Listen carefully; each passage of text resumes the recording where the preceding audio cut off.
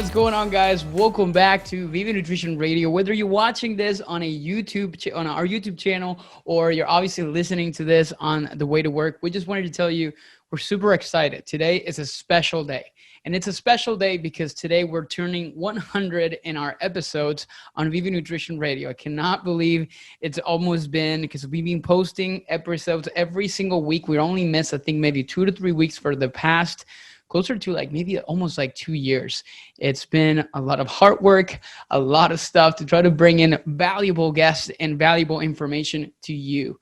So to celebrate the 100th episode, of course, we brought in our very own Dana Wallace. She is one of our registered dietitian nutrition coaches for our program for Team Vive Nutrition. And she just completely wowed us with the information she provided. We actually did this as a Facebook Live in our private community. So maybe you already listened to this, but she literally dropped some major knowledge bombs.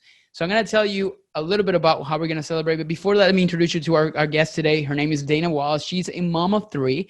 And literally today, we brought her to talk about her life as a mom and how she handles and manages her nutrition, her health, her fitness, and the health of her children and her family, in the best way possible. And we talked about prioritization, a system that she likes to call the ABC system that she follows for herself and for her clients.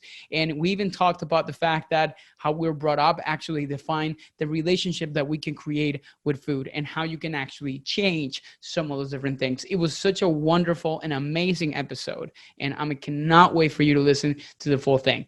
But before we get into that, this 100th episode, we decided to do something awesome. We wanted to create a giveaway as an opportunity to give back to you in the best way possible. Now, we would love to give to every single one of our listeners. However, we can only do it for maybe 1 or 2. So here's what we're going to do, and here's how you can participate in this giveaway. We're going to give up a $100 gift card for Amazon or whatever, obviously, your choice is. So you don't have to live in the US, obviously, to be able to kind of win something like this. And we're also going to give you 1 month of free coaching as part of a package. So it doesn't have to be just 1 month coaching. It will be definitely a full entire month for free, essentially kind of like a full month scholarship for one of our coaching programs working with one of our coaches. And we're going to give that away completely to one of you guys. But there's a couple things that you have to do. In order to participate, you have to do 2 things. Number 1, you have to leave a 5-star review. Of course, if you're listening to this, we would expect probably that you enjoyed this episode and you enjoyed this podcast. So leave us a 5-star review. Tell us what you think of the podcast. How has it helped you? And then take a screenshot of it and then share it to us to the email you're going to find in the show notes, which is going to be directly to info@vive-nutrition.com. Just send us a screenshot. Tell us I commented, and whatever may be the case. So you have obviously, or we kind of have an idea of what you actually submitted, and you're going to enter into obviously a raffle to win obviously one of those things. It's not going to take you more than 2 minutes to be able to do all this. It's going to be a way to support us so our podcast can be seen across obviously all stores and iTunes and Google Play, and at the same time an opportunity for you to not only to get $100 to be able to spend on Amazon, which, let's be honest, we love to spend money on Amazon, but also at the same time an opportunity to even work directly with us. We may add some more extra freebies here and there, maybe a t-shirt or something like that, but I just wanted to come up with a way that we can say thank you for being such a loyal listener and being here with us in Vive Nutrition Radio. Once again, thank you guys so much for listening. Enjoy today's episode and go and actually leave us a review, because we're going to be awesomely grateful for it. And then also maybe an opportunity for you to actually be part of our community and work directly with us. Thank you guys so much, and see you guys in the next week. What's going on, Dana? How are you? I'm great. How are you? I'm excited to be here. Yes, I'm excited for you to be here to kind of share a lot of those different things. I think before we even kind of get started into talking about nutrition and your routines and all these different things, I think we kind of need to give people listening into this, whether they're your clients or members of the community or just listeners to our podcast, where you actually a little bit more about you and your background. So why don't you kind of tell us a little bit about where are you from? How did you kind of started this journey as a dietitian, and sort of the kind of the summary of where you kind of started it to actually kind of got to a point where you're at today? Sure, sure. Well, I'm originally from New Jersey. It gets a bad rap, but it's actually a beautiful place to be from, and I miss it terribly, especially in the fall. But I currently live in Virginia, Northern Virginia, outside of Washington, D.C., as my husband is in the military. So while we've kind of bounced around, that is where we'll be probably until next summer. So in terms of kind of how I got started in nutrition, I always enjoyed working out. As I was younger, I was a tomboy. I had two brothers. I'm the middle child of two brothers, and I was never very girly. I loved sports. I like to watch sports. I like to play sports, and that involved being very athletic. But I noticed as I got older, particularly in high school, that with what I was eating at the time, I didn't feel like I was performing as well as I could, probably because of what I was putting into my body. So I started to slowly make the connection between what was going into my body and how that helped me perform physically.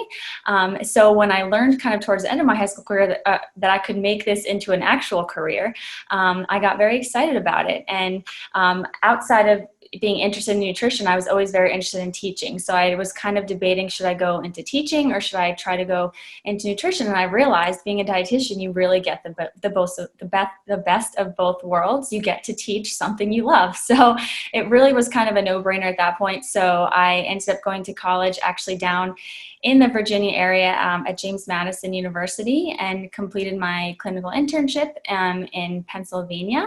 And after that, started working clinically mostly for about 6 to 7 years after I got out of college. So I got to do a whole lot of things clinically, and while I enjoyed that a lot and really loved meeting patients and working with them, my only complaint was that there was no relationship past that moment you meet them in the hospital. And that is such a huge part in helping people make permanent changes in their life. It was hard to just give them a handout or talk to them for 15 minutes and never see what their progress was or their stumbles or their hurdles and try to help them. So the longer I did that, the more I realized, I'd really love to be building more of a relationship with the people I'm trying to help. So I started looking into more jobs where I was working more in an outpatient manner, where I could follow up with people and develop a much longer lasting relationship, which is kind of what led me to this type of position. And it's been great so far. That's awesome. Yeah. And I think I remember when we would kind of like talk about bringing you into a team, like, you've kind of like seen a whole lot of stuff also as a military wife. Yes. And that the fact that you've also even worked with, like females and males, like equally, even including within the military or Right. so. Is that correct? Yes, I've been very lucky. I kind of call it a blessing in disguise in terms of my husband's career. Being a military spouse has certainly been challenging in many ways, but it also absolutely pushes you outside of your comfort zone. I had only been working clinically before I married my husband, and we got stationed in a very small area in Louisiana 3 weeks after we got married. So I had to, we left where we were living and my job, my friends, my family, and it was very challenging. So I kind of started to look outside the box in terms of what I could do. But it's also blessed me in so many ways. I've gotten to work with so many different people, including those in the military, and it was amazing how crucial nutrition is in their careers and how little education they currently receive on that. So it's definitely a huge gap to fill, and I was thrilled that I was able to do a little bit of that. Okay. Yeah, that's awesome. Now, obviously, in the process of all this, you actually starting collecting kits, as I would kind of like call it, because you now have 3. And I think one of like the biggest highlights that I thought was great, because we work with a lot of women, and you guys are probably watching this, including some of you guys that either are clients of Dana or are just kind of like partaking in this because you kind of thought it was kind of interesting to kind of hear a dietitian thoughts, not only a dietitian, but a mom of 3. So in that process, obviously you're probably your life, and I'm not at that yet, but like your life obviously took a big turn. So I guess like maybe walk us through that process, or like maybe kind of like tell me a little bit more about, because I know like a lot of like new moms are just, again, they're just so used to focusing on themselves and focusing on improving their health and all these different things. And I feel that a lot of times like they, like when they have kids, they kind of like, okay, now I have to put all my focus towards my child, right? So how was that kind of like change for you? And I'm sure like whenever you have the first kid, obviously it was harder, and then the second one, Right. okay, I'm getting the hang of it, and now the third is just a breeze, I'm sure. Yeah, we're just keeping him alive, right? The third one, I guess. But that's how what my husband jokes, because he is the youngest of four boys, actually, and we have three boys. So he's always like, "Oh, the younger one." We're just trying to kind of keep him alive. But yes, we certainly collected kids rather quickly. We had three little boys in 4 years, so it was a lot. And my husband and I got married when I was 31. So while that is not by any means old, it certainly was still almost 10 years after I had graduated college and had been working and living on my own since that time. So it was a huge adjustment at the time to not only focus just on my marriage with my husband, but also now we have these little humans that you're responsible for. So I think the biggest issue that I see with women is that we put a lot of internal pressure on ourselves to kind of be and do everything all the time. So make sure we do everything for the baby, do everything for our spouse, do everything to look a certain way, do everything for our house to look a certain way. And we put these extremely unrealistic expectations on ourselves, which can be very overwhelming. And I certainly, fell victim to that in the beginning of being a mom. And you slowly kind of realize that you have to give yourself some grace in order to have any sort of balance in your life once you have children. The best thing we can give our kids always is love and attention, but we equally have to give ourselves some love and attention to be able to give it back to them. Yeah. And I think obviously like it's essentially like setting the priorities right, but then at the same time not putting yourself like also sometimes like last, which or the realistic expectation. So I think we tend to see that, I don't know, is that one of the main things that you tend to see in specifically new moms or even moms that are just trying to kind of like regain some of like their health and their fitness and stuff like that? Do you think the issue sometimes is like they're just kind of setting expectations that are like way far out of what they can actually handle? And a lot of times like they get maybe like frustrated or disappointed when they really cannot meet those expectations in a specific time frame or so forth.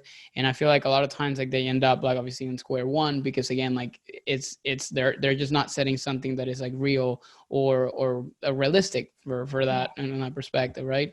Absolutely. I think that's probably the thing that I see the most with new moms is just that the pressure that we feel is immense after having a baby. And keeping in mind, you've also just completed a very difficult physical feat by having a baby, being pregnant and having a baby. So not only do we put pressure on ourselves physically to look a certain way, we also put pressure on ourselves to be the perfect mom, right? Which right now, with the way that the world works in terms of social media and comparisons, it's probably easier than ever to assume that everybody other than ourselves is doing great and everything is perfect for them, and why can't I do it?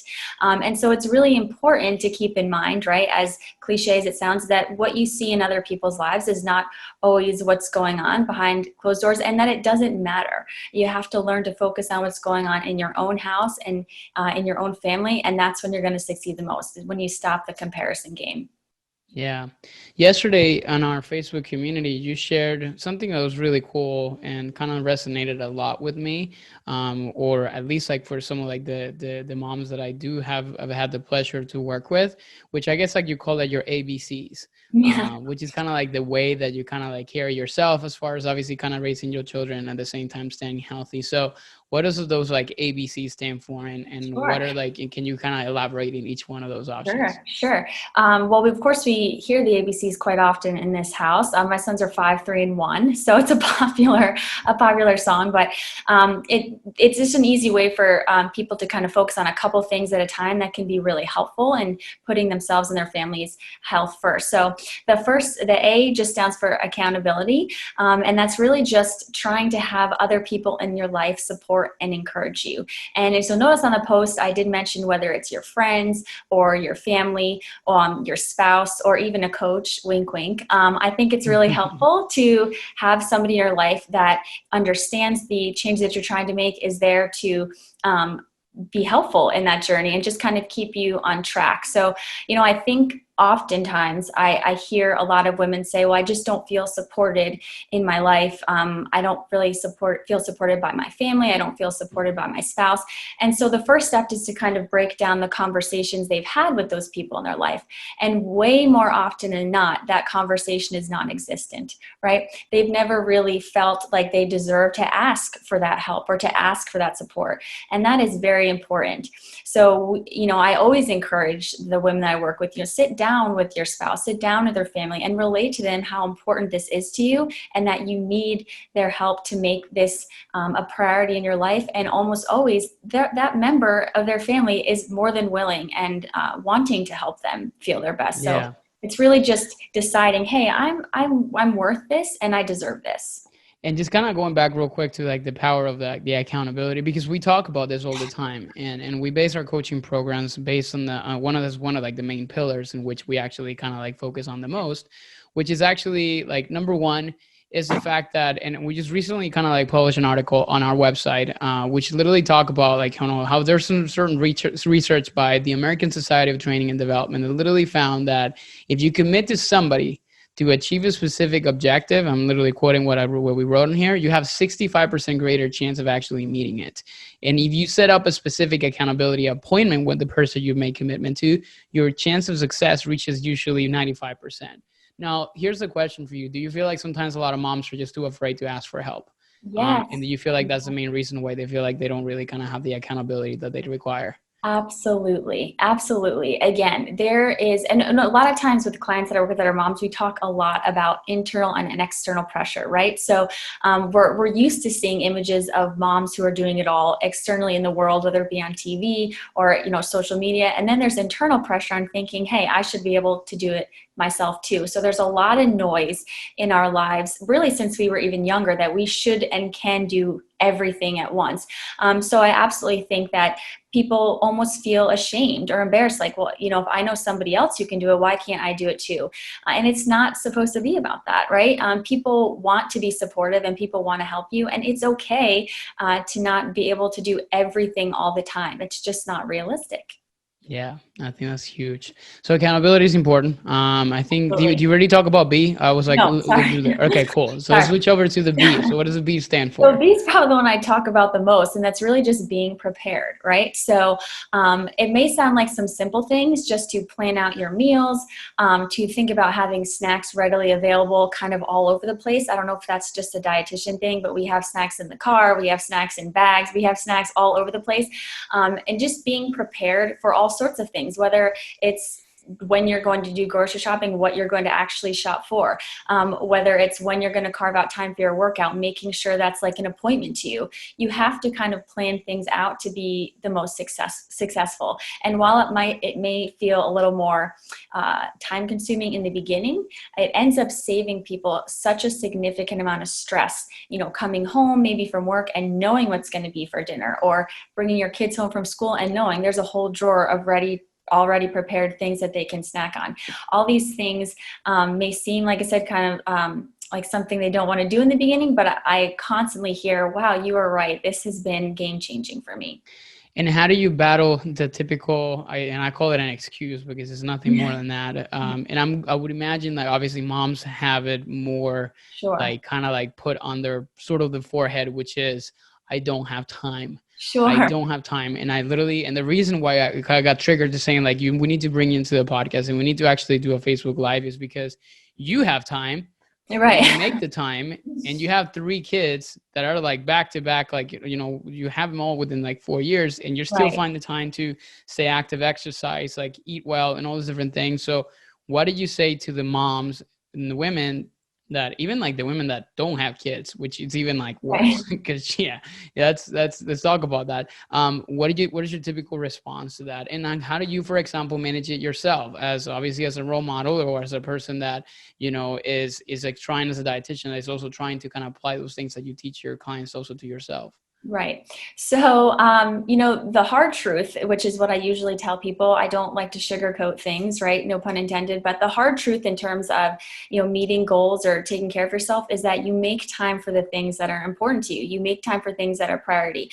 So, I also don't have a lot of time. I have a job and I have 3 small children, and a house and all of those things. But I don't do a lot of things that waste time. In other words, I'm not somebody who's scrolling all the time on social media. I'm not somebody who's watching TV all day. I'm not, somebody who's sleeping all the time or something that I have to make the time, right? And that's kind of what we do with anything that's worth something. You always are going to have to give up something, right, to get what you want. And that's really with anything with life, whether it's you start dating somebody, you have to give up time maybe with some friends to get the time with the person you want. When it's you have children, maybe you have to give up some of your hobbies, but if you want to have, children and raise a family, that's how it works. So, you make the time. I get up at 5 o'clock in the morning to work out. That is how I do that. That's how I've done it through 3 children. And I menu plan every week because I make it a priority, because it helps the flow of our family. It helps me feel better. And if I feel better, as cheesy as it sounds, everybody feels better, right, in the house. Well, so So, we talk about this all the time. It's kind of like the same analogy that they kind of put within airplanes, like, when if the oxygen mask like actually kind of deploys in the case of an emergency, like you don't really put the mask on somebody else's first before you do, because how can you take care of somebody else when you cannot take care of yourself first? Right. So even I think as a mom, it's so important to kind of like, again, prioritize yourself. And I think we tend to see it often in many of the women that come into our program. So they're just like they're leaving themselves, even with or without kids, they're leaving themselves in the very, very, very last place. And in a way, I think like obviously that seems like noble, and it seems like, okay, this is the right thing to do. But at the end of the day, you're actually kind of like, I feel like as a coach, you're showing yourself in the worst version of you, because simply you're just not taking care of your health and all the different things that you kind of like dealing with on a daily basis, right? right. And you're also just not kind of loving yourself and valuing yourself, right? Because when you do love and value yourself, you want to take care of yourself and you make it a priority. And I absolutely understand feeling like you should be spending every second of the day with your children, or always putting everybody else in front of yourself.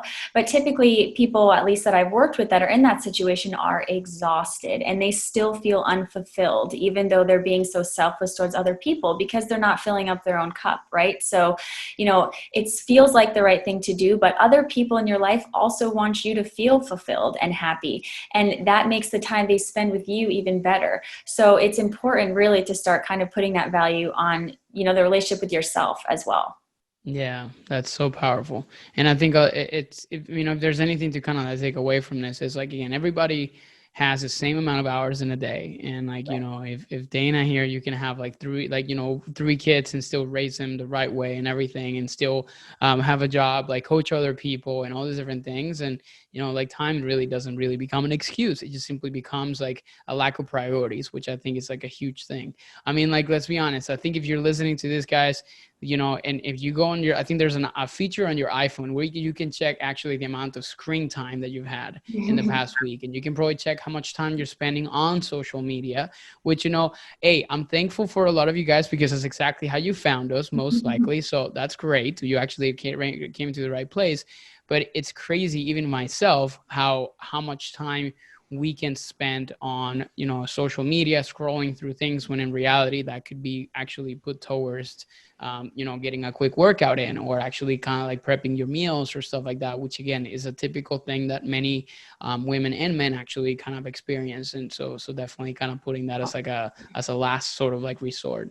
Oh, yeah. And I think that's very common, especially now kind of in the age of social media. And I know, again, that's how a lot of people come across your business. And so I am also thankful for that. But I think there's kind of two sides to social media. There's things that positively impact your life, and there's things that negatively impact your life.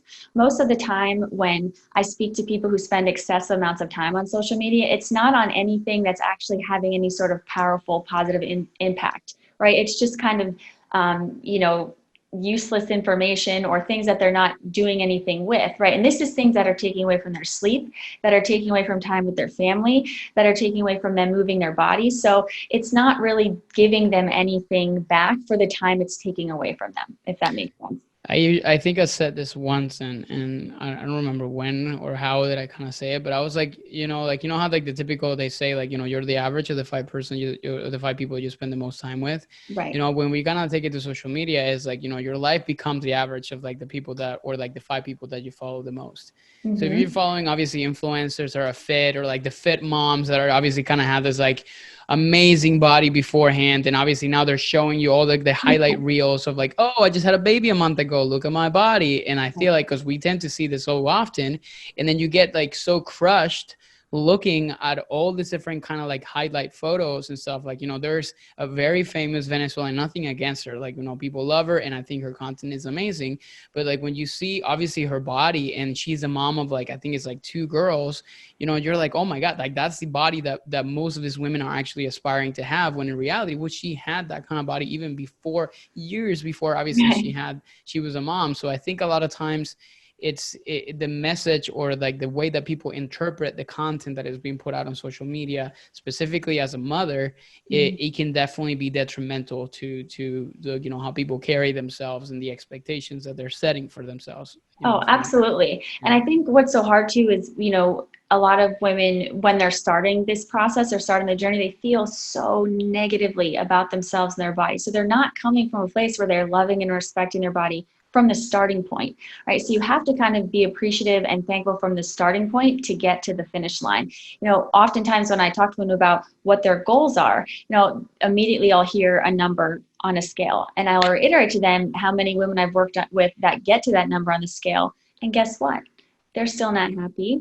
They're not satisfied. They're not fulfilled, because all they're focusing on is a number. They're not focusing on how they feel, on their energy levels, on the improved relationships they're having. They're focusing on an arbitrary number that's not going to do anything for them in the long term. So it's really kind of trying to look at the bigger picture, and also just understanding that people were meant to look differently, and that's okay. It's okay that you're going to not look exactly like that person. You have to put in realistic goals for yourself, and recognize that there should be balance with that too.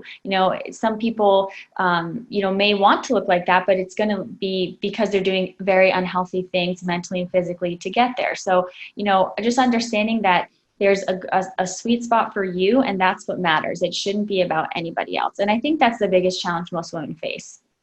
And also, well, I don't know if this is also true on here, what you experience, but I think a lot of times it's even people not necessarily comparing themselves to other people, but sometimes like they're comparing to themselves to a previous version of them, Mhm. which we talked about. The only person that you should compare yourself to is like, sometimes we say a previous version of yourself, but that is sometimes I kind of give a little note in there. It's like, unless that previous version of yourself was something that, like, it took a lot of sacrifice and a lot of things that were unrealistic and that were very, like, again, sacrificial for you to be able to get to that point. So point in case Right. is we've had a few clients who have a history of obviously competing in like physique shows and bikini competitions and stuff like that, and obviously to get to that point, like, it require a lot of that, like mentally, physically, psychologically, Mhm.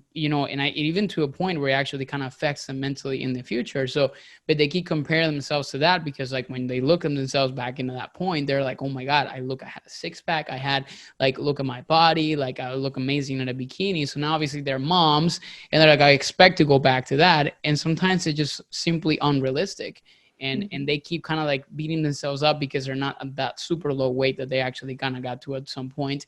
And because of that, they keep trying different, like, thing after thing to try to get to that point, and Mhm. sometimes that kind of makes it worse at the very end.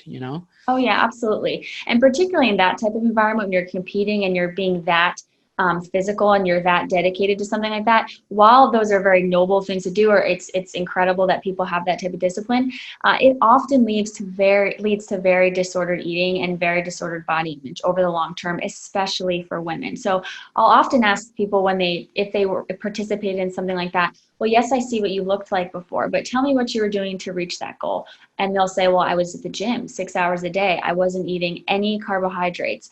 I wasn't seeing any of my friends because I knew I couldn't eat when we went out socially. So they were giving up so many other things in their life They were exhausted from not eating, fueling their bodies appropriately. They were stressed out thinking that they were going to gain half a pound. So many things got taken away from them for just their physical appearance.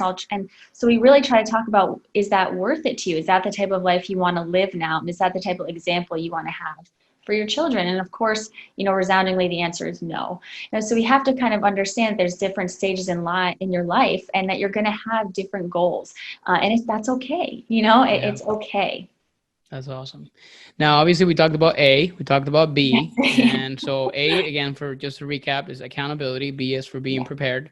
What's the C for? C is carving out time for yourself. So this is what most moms, even parents, men as well, can be very guilty of not doing. And this can oftentimes just lead back to number one, with not wanting to ask for that help, or to think that we deserve a little bit of time to ourselves. And the truth is, we do deserve those things. So that could mean anything from reading a book you enjoy to a hobby that you enjoy, just making at least 30 minutes a day. I'll tell people to either move your body, exercise your mind. Something that you want to be doing makes a world of difference for your stress level, and for your ability to deal with some of the frustrations that can come from having small children, or from, all the other things that come up in everyday life. So it's so important to do that. And I usually have to kind of talk people into that in the beginning, and then they're thrilled with, how much better they feel just with 30 minutes a day. That's amazing. Well, and I guess, like, obviously talking more about you, because I definitely think you have, obviously not it's not perfect, but you definitely have sort of like a routine or some things that you kind of like try to do to, again, prioritize important things, like to give yourself enough time for you. So for the women, moms, or even like dads listening in that would like to kind of like take this obviously to their wives, like, what are some of like those things, like, for example, how you carry yourself, and what are some of the things that you do for yourself that definitely kind of gives you that huge, like, stress relief, and how do you actually carve the time out for that? And again, like, what are some of the things that need to be in place, whether it's like, okay, support from your spouse, or obviously like setting rule for the kids and they understanding that mommy needs some time off, or needs obviously some time for herself. So how do you kind of like create that dynamic in the household? Sure. And that's usually a little bit of trial and error, right, for everybody. Right? As you mentioned earlier in the podcast, that I am married to someone in the military. And actually, when our third son was born last year, my husband was deployed.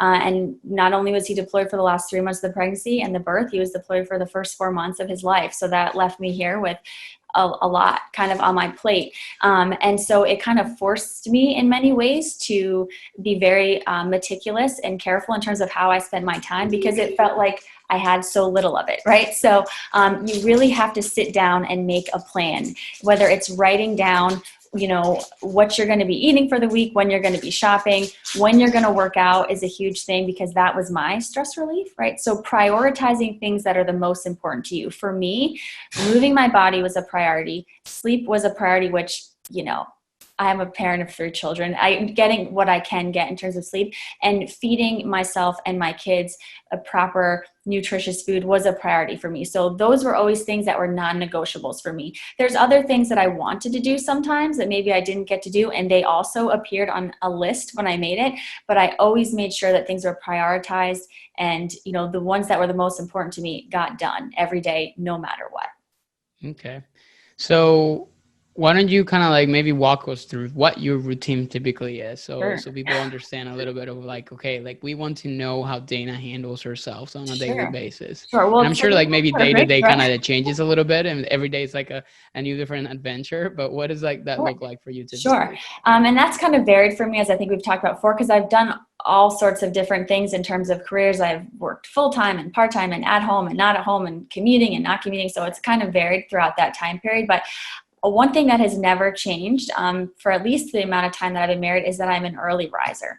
Right? Early rising is something I will always recommend to people. It is the best time to plan your day, to feel focused, to move your body, and really set some sort of groundwork for how the rest of your day is going. I'm not sure if anybody's ever heard the kind of the phrase or the story that when your spouse walks into work, the first 5 minutes of your interaction is really how the rest of your night is going to go with them, right? So if they come through the door and you have some sort of nitpicky issue about them, it really sets the tone for the rest of the night. That's how I feel about early mornings. If I'm a slug and staying in bed and really not prioritizing getting up and doing something for myself, that really puts a black cloud over the rest of my day. Whereas if I get up, I do something for myself, I move around, I have some quiet time to myself, that sets up my day in a much more positive manner. So I get up early in the morning. Right now it's probably around, somewhere between 5 and 5:30 to work out. But there have been times when I was commuting I was getting up as early as 4 o'clock to move my body. So that's always something I do in the morning. And then once I've had children, in terms of how I kind of manage all that, which can get kind of overwhelming when you have 3 children, but I'm very intentional about the time I spend with each of them. So again, as parents, I think we feel like we need to be doing something and entertaining our children all day, every day, and that's just not possible, especially once you have multiple children. It's not possible. But I'm very intentional of making sure that I get at least 30 minutes to an hour with each child intentionally every day, so they know that I'm focused on them, and that I'm doing something just solely with them. And you would be amazed at how much that works wonders. That, even if I'm running around kind of like crazy the rest of the day, they know that, hey, I had time with mommy today. We read that book together. We did that craft. And that's what they remember. They don't remember all of the other chaos. They remember that time that you choose to spend with them. Certainly there were moments where I think I would have almost preferred to sit down and maybe watch something on TV or relax, but that was not a priority to me. It's not a priority to me now. So I make sure to do that throughout the day. Because of my schedule so different right now with client calls and meetings and such, that time is altered pretty much day to day. So every Sunday I write down, the times I have for meetings, for meal planning, for time with our kids. And I kind of make almost a map of the week, if you will. So I make sure that all those things that I talked about that were my priorities get done every day. And after we kind of do all that and it's dinner time, I'm already kind of thinking about what I can prepare for the next day to make it a little bit easier. So if there's things I know I can have ready even for breakfast, I do that. If I need to get the kids lunch ready because I have a meeting during lunchtime, I will do that. And then I'm already kind of thinking about even up to dinner the next day. So I really try to make sure all that is managed throughout the day. Wow. Yeah. It's like perfect planning then for you. So, and I think it's great. So for people listening to this, like again, and I think I'm also learning to do this. So Sundays is kind of like weekly planning type of day. So think about obviously what you got going on for the week. What are some priorities that you need to set for yourself? And what is like kind of like the top main things that you need to get away from that? And then every day or like the night before, you're like, okay, so what are the top 3 things that I need to get done tomorrow? And what can I actually do to prepare ahead for that from what you're saying, right? Oh, absolutely. And one thing that I always emphasize, particularly with moms, is flexibility. So again, I think when we set these very, kind of unrealistic goals for ourselves, if one thing doesn't go right, it's our immediate response to feel defeated and kind of want to throw our hands up and feel like a failure, when that is of course not the case. So knowing that there's some sort of flexibility with, oh my gosh, we were supposed to have X and Y for dinner and I forgot this ingredient, that's okay, right? These are things that if you prepared appropriately, there's something else that you can prepare that night. If you were supposed to do an outdoor activity with your children that day and it's pouring rain, that's okay. I always have a list of things I can do with them indoors if that kind of ruins our plans. What can we do instead? So you have to kind of give yourself some grace and know that it's okay if it doesn't go exactly as planned. Your reaction to that frustration is going to affect the situation much more than if you're eating something different or doing a different activity. Yeah, like sometimes like a lot of people get stressed out about things that they're outside of their control, Absolutely. and I think like why waste your time? And I'm to blame for that too sometimes. So it's definitely a lot easier said than done, but at the end of the day, it's just something that you got to practice, and that practice obviously kind of like makes it better. So definitely that's important. Now a lot of moms also, and I have run into this a few times in which like they kind of find themselves actually cooking completely separate for themselves compared to obviously what they cook for their families.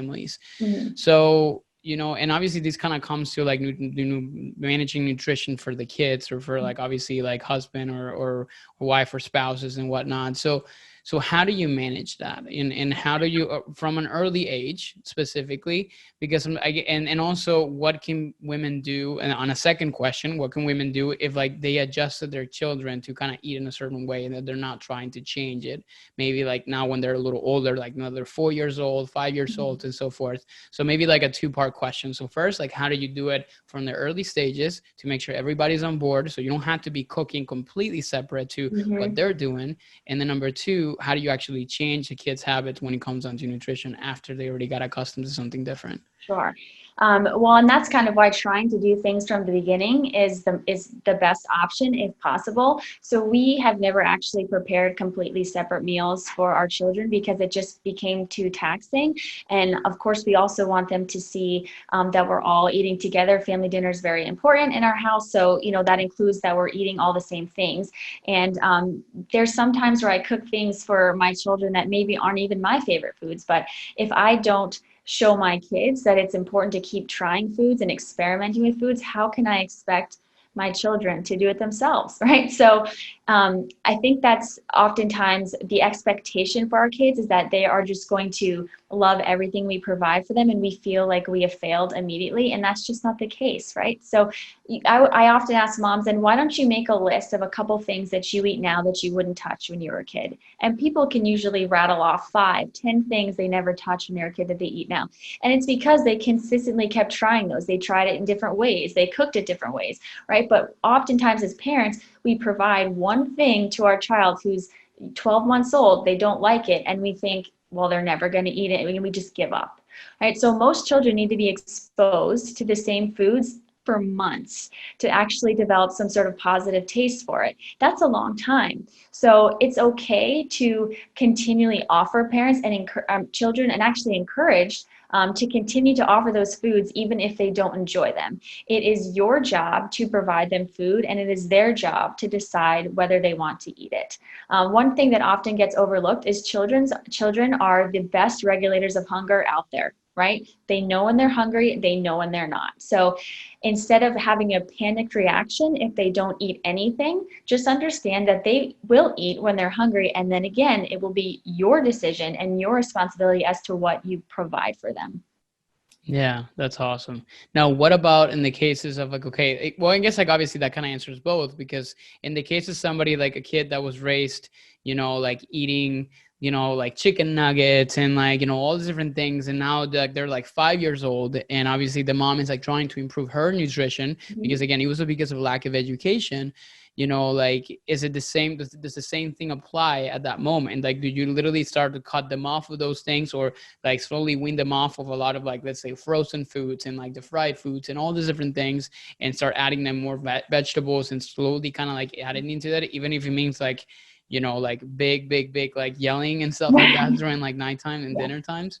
I mean, certainly children, like adults, can be creatures of habit. So the best way to approach it in the beginning, if it's that age group, it's because it is never too late, right? Is to make small changes all at once, and not all the changes at once. If they're used to getting chicken nuggets and French fries, serving them kale with ground turkey the next day is going to be a shock to them. So trying to incorporate small changes is absolutely a much better option. And the second thing that I always recommend parents to do is get your children involved, right? So often we're just throwing food at children. They don't even know what it is.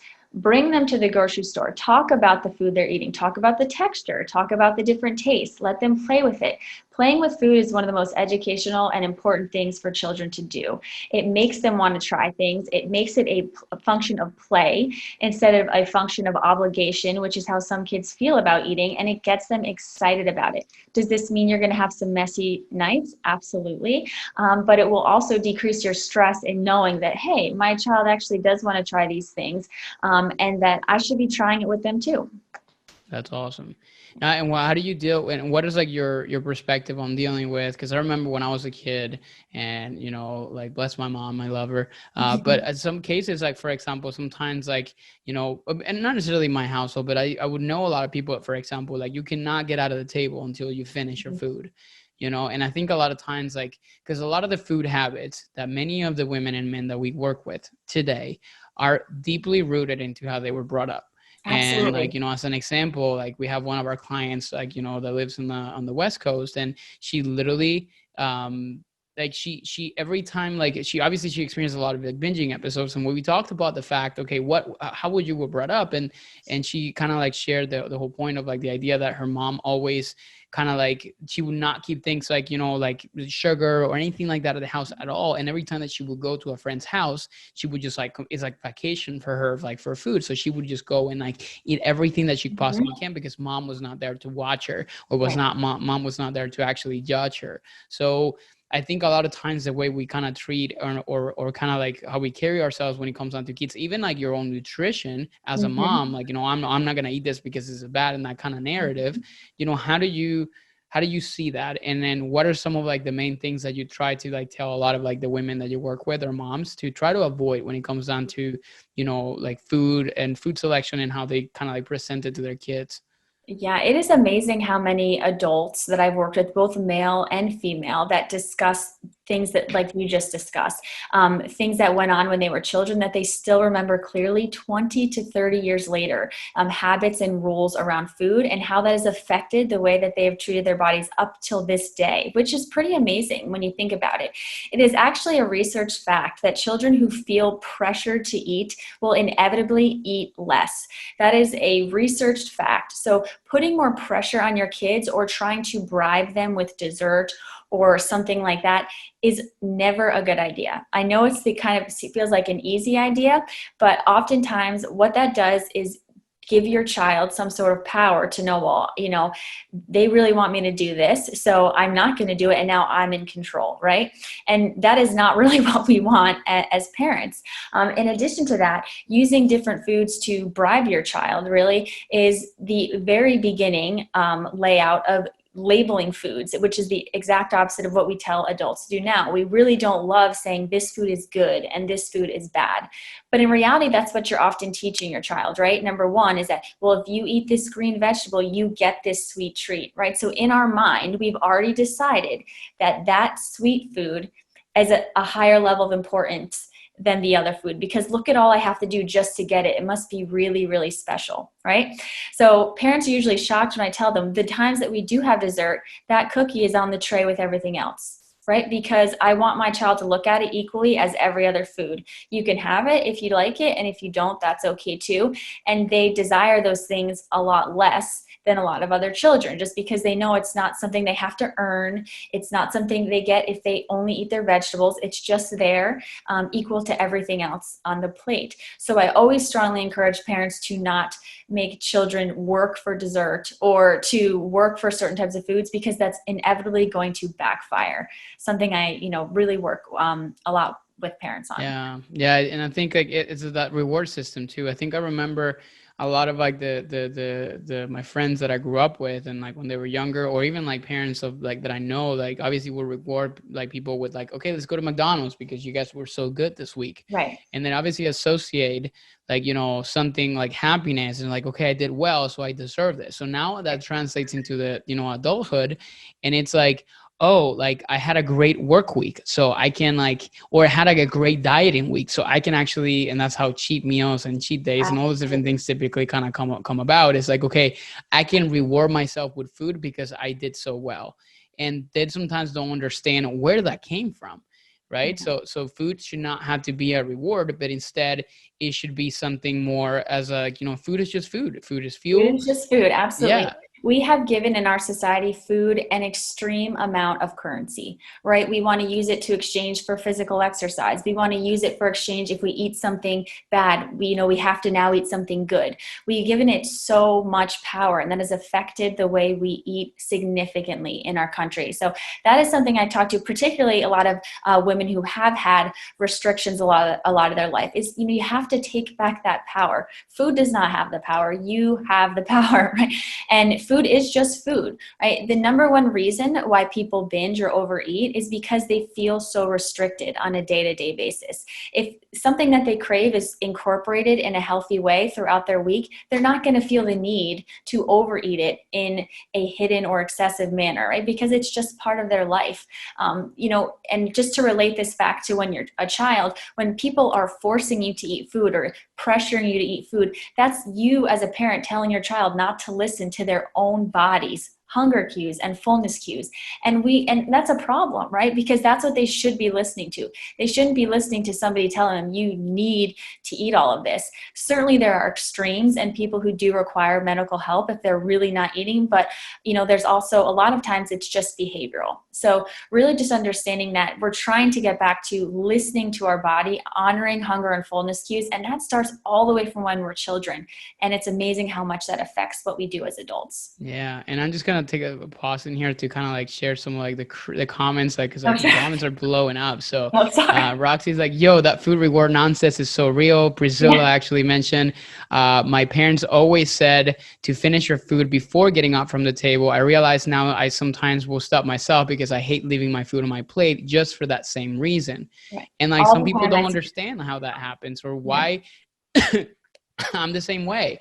So like I had to finish my plate. Like for me, it's not like my parents were trying to be mean or anything like that. But like if like I go to a restaurant and I actually ordered a meal, unless that plate is clean, like I will completely shut down all my hunger like cues. Right. And I would literally just finish and clean up the plate and then feel uncomfortably full to the point I'm about to explode, just because of the fact that I was always brought up to the idea that I have to finish what's in front of me. So obviously coming from a Latino culture in which obviously portion sizes are significantly smaller, and coming here where obviously portions are 3 times higher in a restaurant, I'm like, holy crap. Like that's something I never even noticed. And that's obviously how, for example, people that move from other countries and they're like, oh my God, I don't even know how much I gained so much weight. Well, there you have it, like portion distortion, right? Oh, absolutely. I cannot tell you how many times I hear the clean your plate situation, how often that we heard that. I hear all sorts of stories from childhood scenarios that it amazes me how much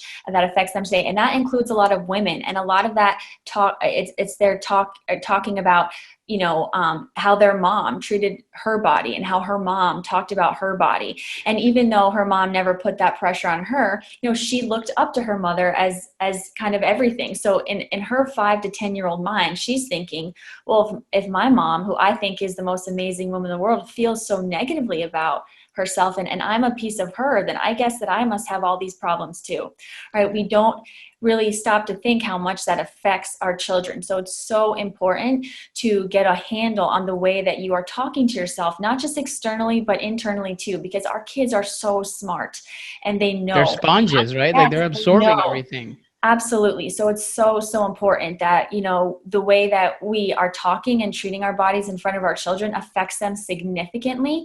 And it's the same with what we do put on our plate. And if we, for example, if they go to school and they see another child's lunch and maybe it's not, what's considered perfectly balanced, and all we've told them is that there's good foods and bad foods, that's going to affect the way he's talking now about maybe the only food that someone can afford. And that's not a good method either. So it's so important to educate our kids and really, be an example for how we want them to treat themselves and other people.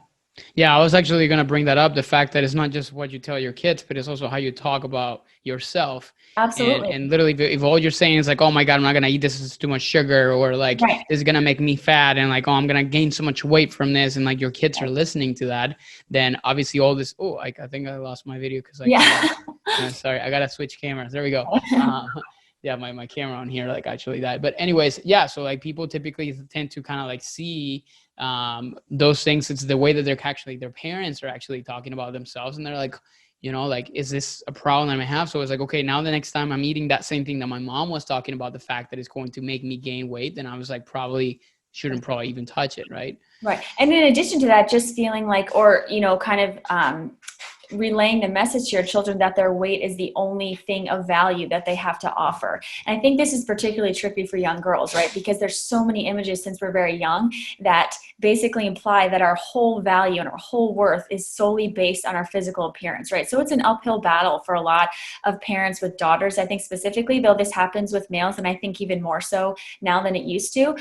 So knowing there's already so much noise we have to block out, you have to be that the loudest voice that they hear, that they are also smart and they are also caring and they, are empathetic and all these things that are important, that they have so much more to offer just solely than their physical appearance. And we have to, to be able to tell our children that, we have to believe that about ourselves too. Yeah. Roxy commented, Dana, where were you to tell my parents this 20 years ago? Yeah. Traumatized. Yes, it's amazing how common this is. And when you mentioned earlier in the talk that I worked with some military members, and I was shocked how many of them even expressed this, that they had experienced this when they were a kid, and that even now working in environments where they know better to kind of eat, they know their fullness cues and they've been on very specific diets for their profession, that they still feel the urge to completely eat everything they're eating that they're offered at that very time. And so we think it's just a female issue, but it actually spans across all sexes, all ages, different cultures. It's pretty interesting. That's awesome. Well, we're coming to the very end of our conversation. We want to be respectful of everybody's times as we are respectful of ours. The last thing I always like to do to kind of end on an awesome note with this conversation is what we call our rapid fire questions, which is a customary of Vive Nutrition Radio. I'm not sure if you guys know this, if you're listening to this, this is actually our episode 100. So it's actually, we're kind of celebrated our 100th episode in our podcast. So this is exciting. That's why obviously I wanted to bring you on too. So those are 4 simple questions. The only rule for it is you just need to reply the first thing that comes to your mind. No thinking, just the first thing and shoot. You ready? Okay, I'm ready. Awesome. All right. So what's your favorite exercise or movement or type of exercise that you like to do? Oh yeah, I'm actually a runner through and through. I've run a couple marathons. People are surprised to hear that, but it is, I love just being alone, pavement music, my favorite thing by far. Awesome. All right. The second thing would be, what is a book that you would recommend people to have if you're a reader, or that it could be nutrition. It doesn't have to be nutrition, of course. Anything that you would recommend people that's helped you or helped others that you would recommend people to have. Yeah. So actually a friend of mine just recommended me to start reading a book recently, which has been really interesting. It's called You Are a Badass at Making Money. And it's the second of a series, and it's not about, specific, earning money necessarily, but it's just about Changing wealth your money in your mindset. life. I love that book. Yes. Yeah. Have you read that? It's phenomenal. I just started it. So I would recommend anybody to read that book. Awesome. Love that. That's a great one. The third thing, what would be a resource that you think it's a phenomenal way to get information from nutrition specifically, or mindset, or anything like that, whether it's a podcast, a channel, a social media thing, or anything like that you would recommend people to go to just kind of learn more and then consume information smartly? That's really hard. I like a lot of different pages. I do follow people on social media. Obviously, I think you have a great wealth of knowledge, a lot of things. So I'm going to leave it there. I think this is the best place to go. But I think really it's just in terms of finding something that's resourceful, trying to find out kind of the person's background and just making sure that you kind of fact check the information that's being provided. Awesome. The last question we have is, if you were stranded in a desert island and you would just have to choose for the rest of your life, and you would just have to choose one food to live off of until the end of existence, what would you choose? Oh my gosh. I mean, I'm like a foodie, so that's really hard. I love sushi. So probably different types of sushi. Because I can kind of mix it up, I guess, hopefully. Good. There you go. And you can probably actually catch your own fish. So as long as you kind of have but it is one of my favorite foods. So I do have a sweet tooth. I think sushi in the long run would be better. Awesome. Great. Well, I would actually tell people or I would ask you how they can find you, but they know exactly where they can find you. But what I'm going to do is I'm going to finish up this episode, and maybe what you can do is maybe share a little bit about what is your style of coaching? You're one of our own. So obviously you're one of our team, Vive Nutrition, coaching, part of our coaching staff. So what is for people listening to this and they're okay, I'm considering either joining, or I need help. I need the accountability. I need help from another mom or something like this. What would you tell that person, or how would you be able to kind of help them in a way? Yeah, I think the biggest thing that is important when you talk about having a coach or somebody to keep you accountable is that there's really no one way to coach everybody, right? So I don't like to respond to everybody the same way. I don't have a blanket format for everybody, because that's the reason why I don't like commercialized diet plans, right? Because we just provide somebody with very arbitrary information, but it's not individualized to them. So when meeting somebody, I really like to get to what's kind of the crux of some of the issues they're having, what are their core goals, and how we can work that into their specific situation, because it's not going to be the same for everybody, which is why, again, I think following some sort of plan that you found on Google or anything like that is never, a long-term success, right? Because it's not specifically for you, and it's not going to help you develop long-term sustainable changes. I'm a one step at a time, long-term sustainable change type of coach. Awesome. Oh, you heard of directly from her, guys. So actually, Coach Dana, right now, at the time if you're listening to this live, right now it's September 30th, by the time of this release, she actually has like 5 spots available to actually be coached by her directly. I think it's pretty safe to say that you will be in amazing hands. In the words of many of her clients, she is sort of more than just a nutrition coach. She's a life coach. So she's definitely going to help improve so many different areas of your life, specifically if you're also a mom, which I think is definitely is extremely valuable and helpful. So if you're interested in this, if you're listening to this and you're like, okay, I need help, I need Dana in my life, you can totally kind of chat with us directly. We obviously have Roxy, which is our client relations manager into our program, and she's actually watching this and commenting away because she's also one of our own and very clients as well. You can reach out to her, and then essentially you can kind of get connected, figure out if you're a good fit for us, and then obviously fill out an application, get on the phone possibly with me, and then obviously get you started into the entire process of getting coached by any of us, particularly Coach Dana. So Coach, it was amazing having you on here today. Thank you so much for your time. Like, the comments are blowing up. People are like, we need more Zoom calls like this. They absolutely love it. So again, thank you again for being here today. And like, we'll be probably doing some more of these calls in the future. Yeah, absolutely. I would love that. Thank you so much. All right, we'll talk soon.